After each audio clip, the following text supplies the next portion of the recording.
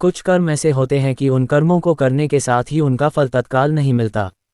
उनका फल मिलने में समय लगता है।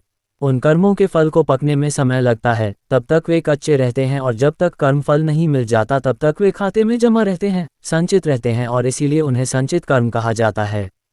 इस जन्म में संगीत विद्या की उपासना के लिए परिश्रम किया, अगले जन्म में बचपन से ही आप उत्तम संगीत का गान कर सको। इसी प्रकार कितने ही वर्तमान क्रियमान कर्मों का तात्कालिक फल प्राप्त नहीं होता, परंतु समय पाकर जब वे पक जाते हैं तब फल देते हैं, तब तक वे संचित कर्मों में जमा पड़े रहते हैं।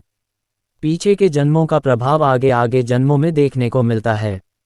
जब राजा धृतराष्ट्र के 100 पुत्र एक साथ मृत्यु को प्राप्त हुए तो राजा ने भगवान श्री कृष्ण से पूछा कि मैंने अपने जीवन में ऐसा कोई भयंकर पाप तो किया नहीं कि जिसके फलस्वरूप मेरे 100 के 100 पुत्र एक साथ मारे गए। तब श्री कृष्ण ने उन्हें अपने पिछले जन्मों पर दृष्टिपात करने के लिए दिव्य दृष्टि प्रदान की।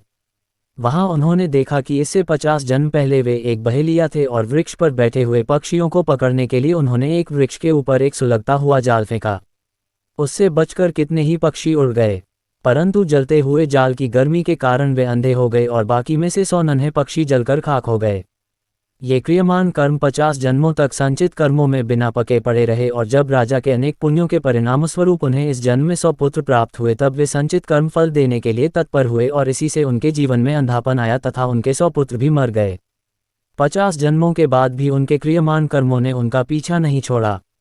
100 पुत्र उत्पन्न हो इतना पुण्य कमाने तक ये कर्म राह देखते रहे, संचित कर्मों के खाते में जमा पड़े रहे और उचित समय आने पर तत्काल रत्ती मात्र विलंब किए बगैर फल देकर वे शांत हो गए, यानी इतने वर्षों बाद हिसाब बराबर हुआ।